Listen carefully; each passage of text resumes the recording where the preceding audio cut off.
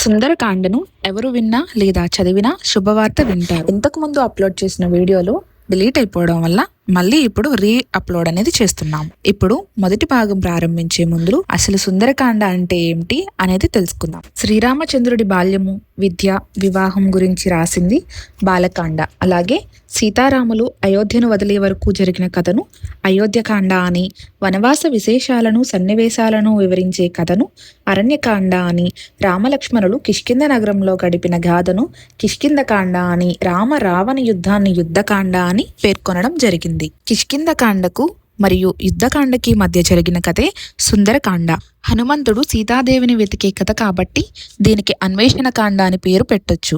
ఈ కాండలో హనుమంతుని గురించి విశేషాలు ఉన్నాయి కాబట్టి హనుమకాండ అని కూడా పేరు పెట్టొచ్చు. కానీ వాల్మీకి మహర్షి ఈ కాండలో హనుమంతుడి యొక్క సౌందర్యాన్ని చూశాడు. హనుమంతుని విశ్వరూప సౌందర్యం, ఆయన సేవాధర్మ సౌందర్యం గురించి ఉన్నాయి. నగర భూమండలంలో గల అనేక నగరాల యొక్క నిర్మాణాలను తలదన్నేటటువంటి లంకా సౌందర్యం, ఆ నగరంలో గల అద్భుత వన సౌందర్యాలు, దశకంఠుని వీరత్వ సూరత్వ సౌందర్యం, సీతాదేవి శీల సౌందర్యం, వాల్మీకి ముని కవితా శిల్ప సౌందర్యం, అన్నిటికీ మించి ఆత్మహత్యకు సన్నద్ధులైన జానకీ హనుమంతుల ప్రాణరక్షణ సౌందర్యం ఉన్నాయి. కాబట్టి ఈ కాండకు సుందరకాండ అని పేరు పెట్టి ఉండవచ్చు. సుందరకాండ యొక్క సౌందర్యాన్ని వర్ణిస్తూ ఈ శ్లోకం అనేది ప్రాచుర్యంలో ఉంది. సుందరే సుందరో రామః, సుందరే సుందరీ కథః, సుందరే సుందరీ సీత, సుందరే సుందరం వనం, సుందరే సుందరం కావ్యం, సుందరే సుందరం కపిః, సుందరే సుందరం మంత్రం, సుందరే కిం న సుందరం అని అన్ని కాండలలోనూ శ్రీరాముడు ప్రత్యక్షంగా కనిపించి కథానాయకుడిగా ఉంటాడు. కానీ సుందరకాండలో హనుమంతుని చేత శ్రీరాముని నామం పలుమార్లు స్మరించబడుతుంది. శ్రీరాముడి పాత్ర ప్రత్యక్షంగా కనిపించకపోయినా నామం మాత్రం ఉపాసన చేయబడుతుంది లేదా జపించబడుతుంది. సుందరకాండ రామాయణంలో 5వ కాండ. లంకా లంఘనానికి మహేంద్రగిరి మీదకు చేరుకోవడంతో కిష్కిందకాండ ముగుస్తుంది. సుందరకాండను పారాయణకాండ అని కూడా అంటారు. హనుమంతుడు సాగరాన్ని లంఘించుట, సీతాన్వేషణ, లంకాదహనము, సీతజాడను రామునికి తెలియజేయడము ఇందులో ముఖ్యాంశాలు.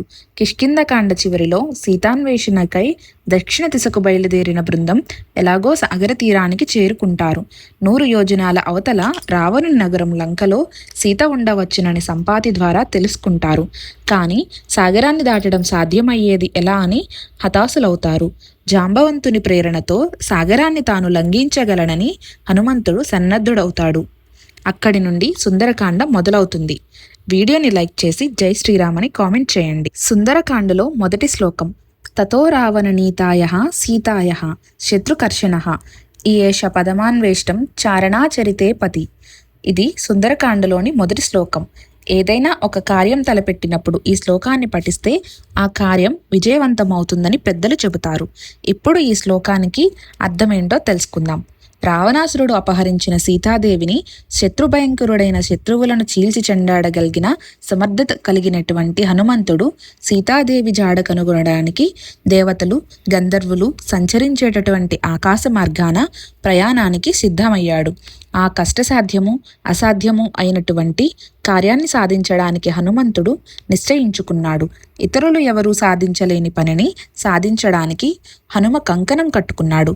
అందుకు సిద్ధపడి మహేంద్రగిరి పైకెక్కి తన మెడను తలను చాచి అంటే నిటారుగా నిల్చున్నాడు. అప్పుడు అతను ఒక వృషభంలాగా అంటే ఆబోతులాగా కనిపించాడట. వృషభేంద్రుడిలాగా ప్రకాశిస్తున్నాడు. పర్వతంతో సమానంగా ఉన్నాడు. ఆ మహేంద్రగిరి పర్వతం మీద వైఢూర్య కాంతులలాగా ఉన్న లేత పచ్చిక బయళ్ళు గల ప్రాంతంలో అటు ఇటు సంచరిస్తూ ఉన్నాడట. ఒకసారి అటు ఇటు తిరుగుతూ ఉన్నాడట. ఆ పచ్చిక మీద నీటి తుంపర్లు ఉన్నాయట. అవి వైడూర్యాల్లా ప్రకాశిస్తూ ఉన్నాయి, మెరుస్తూ ఉన్నాయి. వైడూర్యం రంగు ఎలా తెలుపు ఆకుపచ్చతో కూడుకుని ఉంటుందో ఆ మహేంద్రగిరి పర్వతం మీద రంగురంగుల రాళ్ళు అలా మనోహరంగా ఉన్నాయి. అలాంటి పచ్చిక బయళ్ళ మీద బుద్ధిమంతుడు, మహాబలవంతుడైన హనుమంతుడు యథేచ్ఛగా సంచరిస్తున్నాడు. ఆ పర్వతంపై ఉన్న పక్షులకు, జంతువులకు ఈయన ఒక సింహంలాగా కనిపించాడు. ఏనుగుల గుంపులో గజరాజు ఎలా ఉంటాడో ఆ పర్వతంపై మారుతి అలా తిరుగుతూ ఉన్నాడు. ఆయన వక్షస్థల తాకిడికి అక్కడ వృక్షాలు కూలిపోయాయి. ఆయన తన బలమైన కాళ్ళతో తొక్కుతూ, చేతులతో పర్వతాన్ని గుద్దుతూ ఉన్నాడు. ఆ పాదాల తాకిడికి పర్వతం గజగజలాడిపోతుంది. ఆ చెట్లపై ఉన్న పక్షులు భయపడిపోయి ఎగిరిపోయాయి. చాలా క్రూర మృగాలు ప్రాణాలు కూడా కోల్పోయాయి.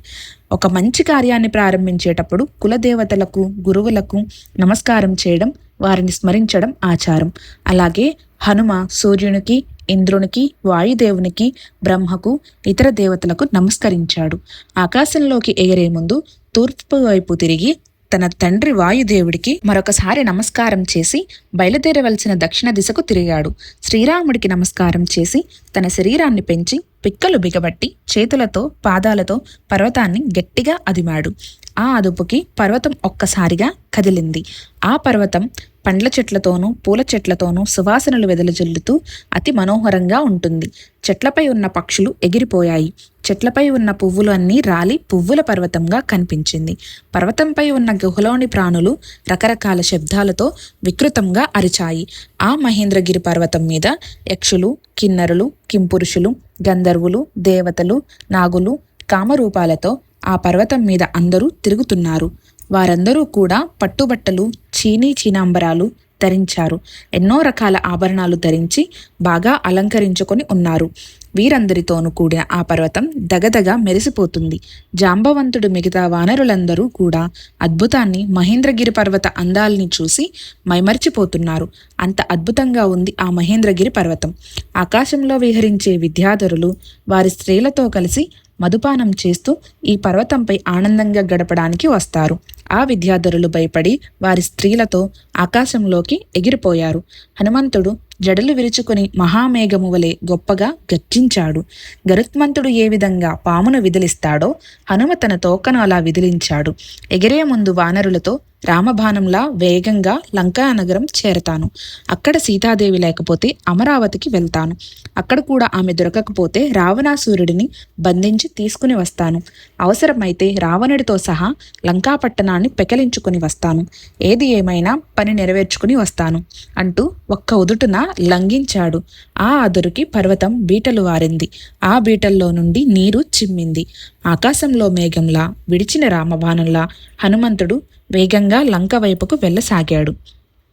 హనుమంతుడు ఆ విధంగా ఎగురుతుంటే కొండపై ఉన్న చెట్లు అతని వేగానికి కొమ్మలితో సహా పైకి ఎగిరాయి. ఆ వేగానికి సముద్ర తరంగాలు ఆకాశంలోకి ఎగిసాయి. ఆ నీటి తుంపరులు హనుమకి తగిలి ముత్యాల్లా మెరిసిపోతున్నాయి. సముద్రంలో ఉన్న సర్పాలన్నీ గరుత్మంతుడేమో అని భయపడ్డాయి. దేవతలు, గంధర్వులు ఆంజనేయ స్వామి మీద పూలవాను కురిపించారు. అత్యంత వేగంతో సాగిపోయే హనుమకు సముద్రుడు కొంత విశ్రాంతి కలిగించాలని సంకల్పించాడు. తనలో దాగి ఉన్న మైనాకుడు అనే పర్వతాన్ని పిలిచి, మైనాక, ఇక్ష్వాకు వంశస్థులు నీకు నాకు కూడా పూజనీయులే. ఆ వంశంలో పుట్టిన శ్రీరాముడి కార్యాన్ని నెరవేర్చడానికి వెళ్లే హనుమంతుడు కూడా పూజనీయుడే. ఆయనకు అలసట లేకుండా ఉండడానికి నీ శరీరాన్ని పెంచి బయటికి రావలసింది అని అన్నాడు. రామకార్యానికి సహాయపడదలిచి మైనాకుడు సముద్రం నుండి పైకి లేచాడు. ఆ పర్వతం బంగారు రంగుతో ఉంది. దానిని చూసిన హనుమంతుడు అది తన దారికి అడ్డంగా వస్తుందని భావించి తన వక్షస్థలంతో ఒక్క గుద్దు గుద్దాడు. అప్పుడు మైనాకుడు, వానరవీరుడా, ఈ సాగరం రఘువంశస్థుల చేత వృద్ధి పొందింది. రామకార్యాన్ని నెరవేర్చడానికి వెళ్తున్నావు కనుక నీవు కొంత విశ్రాంతి తీసుకుని వెళ్ళు. నీకు విశ్రాంతి కలిగించడానికి వచ్చిన మిత్రుడినే గాని శత్రువుని కాదు. కాబట్టి నాపై కొంతసేపు విశ్రాంతి తీసుకుని వెళ్ళు. ఇంటికి వచ్చిన అతిథిని గౌరవించాలి. అంతేకాకుండా నాతో మీకు సంబంధం కూడా ఉంది. పూర్వం పర్వతాలకు రెక్కలు ఉండేవి. అవి వాయువేగంతో అన్ని దిక్కులకు వెళ్ళేవి. వాటి వలన తమకు ఎప్పుడు ఏ ప్రమాదం వస్తుందోనని ఋషులు, దేవతలు భయపడేవారు. అందుచేత ఇంద్రుడు వజ్రాయుధంతో పర్వతాల రెక్కలను ముక్కలు చేశాడు. నా మీదకు కూడా ఇంద్రుడు వచ్చేటప్పుడు మీ తండ్రి వాయుదేవుడు నన్ను సముద్రంలో పడేశాడు. అప్పటి నుండి ఇక్కడే భద్రంగా ఉన్నాను. నీ తండ్రి నాకు మేలు చేశాడు కాబట్టి నేను కూడా నీకు మేలు చేయాలనుకుంటున్నాను. నాపై విశ్రాంతి తీసుకుని నన్ను సముద్రుడిని కూడా సంతోషపెట్టు అన్నాడు. ఆ ఆతిథ్యాన్ని వినయంతో తిరస్కరించి సముద్రుడికి, మైనాకుడికి నమస్కరించి హనుమంతుడు ముందుకు సాగాడు. సురస అనే నాగమాత హనుమను పరీక్షింపదలిచి పెద్ద నోరు తెరిచి అతని దారికి అడ్డు నిలిచి, ఓ వానరా, నేను చాలా ఆకలిగా ఉన్నాను. దేవతలు నిన్ను నాకు ఆహారంగా పంపించారు కాబట్టి నా నోట్లో ప్రవేశించు అని అంటుంది. హనుమంతుడు ఆమెకు నమస్కరించి, అమ్మా, నేను రామబంటును. సీతను వెతకడానికి బయలుదేరాను. నువ్వు కూడా ఆయన రాజ్యంలో ఉన్నావు కాబట్టి ఆయనకు సహాయం చెయ్యి. సీతాదేవిని వెతికి ఆ వార్త రామునికి చెప్పి మరల వచ్చి నీకు ఆహారం అవుతాను. నా మాట నమ్ము అన్నాడు. ఆ నాగమాత సురస అందుకు అంగీకరించకుండా నన్ను దాటి ఎవరూ ముందుకు పోలేరు. నువ్వు నా నోట్లో ప్రవేశించకుండా ఒక్క అడుగు కూడా ముందుకు వేయలేవు అని నోటిని పెద్దగా తెరిచి హనుమ ముందు నిలిచింది. హనుమ తన శరీరాన్ని పెంచాడు. ఆమె నోరు ఇంకా పెద్దది చేసింది. మారుతి తన శరీరాన్ని ఇంకా పెంచాడు. ఆమె ఇంకా తన నోరు పెద్దది చేసింది. వెంటనే మారుతి ఒక్కసారిగా తన శరీరాన్ని చిన్నదిగా చేసి యుక్తిగా ఆమె నోటి ప్రవేశించి మళ్ళీ బయటకు వచ్చి ఆమె ఆశీర్వచనం పొంది హనుమంతుడు ముందుకు సాగాడు. ఆకాశ మార్గంలో వెళ్తున్న హనుమంతుడి నీడ సముద్రం మీద పడింది. ఆ నీడ ఎంత పెద్దగా కనిపించిందంటే 10 యోజనాల వెడల్పు, 30 యోజనాల పొడవుతో అద్భుతంగా కనిపించింది. ఆ దృశ్యాన్ని చూసిన దేవతలు ఆంజనేయుడిపై పుష్పవర్షం కురిపించారు. సూర్యుడు తన వేడిని తగ్గించుకున్నాడు. వాయుదేవుడు అతనికి సహాయపడ్డాడు. ఋషులు అతన్ని స్తుతించారు. సింహిక అనే ఛాయాగ్రాహక అను రాక్షసి హనుమంతుని నీడను పట్టి లాగసాగింది. పెద్ద జంతువు ఆహారంగా లభించినందుకు సంతోషించింది. మారుతి వేగం తగ్గింది. ఎవరో తనను లాగుతున్నట్లు గమనించాడు. 4 వైపులా చూశాడు. ఎవరూ కనిపించలేదు. కిందకి చూస్తే పెద్ద రాక్షసి కనిపించింది. ఈ రాక్షసి గురించి సుగ్రీవుడు ముందే హెచ్చరించాడు. సింహిక తన నోటిని పెద్ద చేసి ఆ నీడను మింగడానికి ప్రయత్నించింది. హనుమంతుడు శరవేగంతో దాని కడుపులో దూరి కడుపును చీల్చి బయటపడ్డాడు. ఇక్కడ హనుమంతుడు ధైర్యం, సమయస్ఫూర్తి మనకి కనిపిస్తుంది. ఈ విధంగా మహాబలవంతుడైన హనుమంతుడు అంత పెద్ద సముద్రాన్ని దాటి మధ్య మధ్య కలిగిన ఎన్నో ఆటంకాలను ఎదుర్కొంటూ మారుతి అవతలి ఒడ్డుకు చేరాడు. సుందరకాండ పారాయణం అనేది ఎంతో గొప్ప అదృష్టం ఉంటేనే జరుగుతుంది. మనం ఈ సుందరకాండ పారాయణం వింటున్నాం లేదా చదువుతున్నామంటే మనకి కష్టాలు తీరే సమయం వచ్చిందని అర్థం. అటువంటి పారాయణంలో మహాబలవంతుడైన హనుమంతుడు సముద్రాన్ని దాటి అవతలి ఒడ్డుకు చేరాడు అనే విశేషాలు తెలుసుకున్నాం కదా.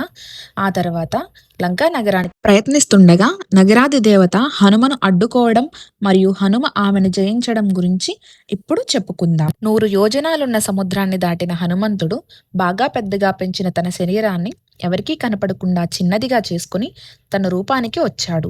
తిరుగులేని రామబాణంలా లంకలోని త్రిగూటగిరి శిఖరంపై వాలాడు. యోజనాలు సముద్రాన్ని దాటినా హనుమలో ఎక్కడా అలసట కనపడలేదు. రామకార్యం కోసం, సీతను అన్వేషించడం కోసం ఇంకొక 100 యోజనముల సముద్రాన్ని అయినా దాటగలను అనే మనోధైర్యంతో ఉన్నాడు. హనుమంతుడు దూరం నుండి లంకానగర శోభను, సౌందర్యాన్ని, సురక్షిత వ్యవస్థను చూసి ఆశ్చర్యపోయాడు. లంకానగరం పెద్ద పెద్ద వృక్షాలతో, జలాశయాలతో నిండి ఉంది. అందమైన పక్షులు కనిపించాయి. పక్షుల కిలకిల రావాలు విన్నాడు. కనుల విందు చేసే కలువలు, పద్మాలు అందంగా ఉన్నాయి. బంగారు ప్రాకారాలు, బంగారు తోరణాలతో, గోపురాలతో, ఆకాశాన్నంటే భవనాలతో, రంగురంగుల పతాకాలతో అమరావతిలా ప్రకాశిస్తుంది లంకానగరం. కొండపైన లంకానగరం విశ్వకర్మ చేత నిర్మించబడింది. దాని చుట్టూ కాపలాగా ఉన్న రాక్షస స్త్రీలను, వీరులను, భయంకరులైన రాక్షసులను చూశాడు. ఈ లంకా నగరాన్ని శత్రువులు ఎవరూ జయించలేరు, దేవతలే జయించలేరు అన్నప్పుడు ఇంక వానరులు వస్తే ఏం ప్రయోజనం? శ్రీరాముడు వస్తే మాత్రం ఏం చేయగలడు? ఈ రాక్షసులకు మర్యాదగా చెబితే ఫలితం లేదు, దండోపాయమే మార్గం అనుకుంటూ అసలు సీతాదేవి ఇక్కడ ఉన్నదా లేదా అనే విషయం ముందుగా తేల్చుకోవాలి. ఆ తర్వాత ఏం చేయాలో ఆలోచించాలి. పగటిపూట వెతికితే అందరికీ కనిపిస్తాడు కాబట్టి చీకటి పడిన తర్వాత చిన్నపాటి దేహం దాల్చి పిల్లిలా మెల్లగా నగరంలో ప్రవేశించాడు హనుమ. ఆ నగరంలో ద్వారాలు కూడా బంగారంతో తయారు చేసినవే. వజ్రాలు, వైడూర్యాలు, ముత్యాలతో అలంకరించబడ్డాయి.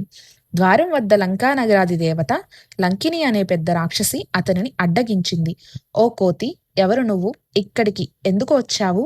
ఈ రావణుడి లంకలో ప్రవేశించడానికి ఎంత ధైర్యం నీకు? నేను నీ ప్రాణాలు తీయకముందే నిజం చెప్పు అంది. దాని మాటలకు మన హనుమంతుడు, ఇంతకీ నువ్వెవరు? నన్ను లోపలికి వెళ్లకుండా ఎందుకు అడ్డుకుంటున్నావు అని ఎదురు ప్రశ్న వేశాడు. ఆ మాటలకు ఆ రాక్షసికి కోపం వచ్చి, ఈ లంకకి కాపలాగా రావణుడు నన్ను నియమించాడు. నన్ను ఎవరూ ఎదిరించలేరు. నీకు చావు తప్పదు అని పలికింది. వెంటనే హనుమంతుడు తన శరీరాన్ని పెంచి ఆమె ఎదురుగా నిలబడ్డాడు.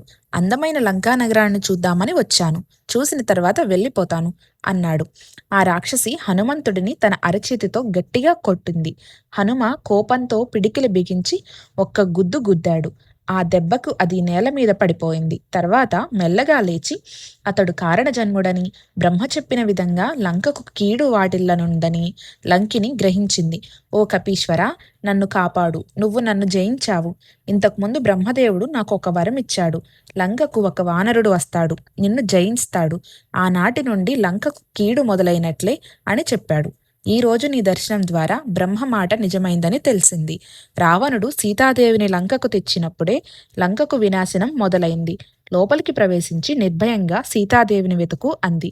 హనుమంతుడు లంకానగరంలో ప్రవేశించి ద్వారం గుండా కాకుండా ప్రాకారాన్ని లంఘించి శత్రువు ఇంట్లోకి వెళ్ళినప్పుడు ఎడమకాలు ముందుంచాలి.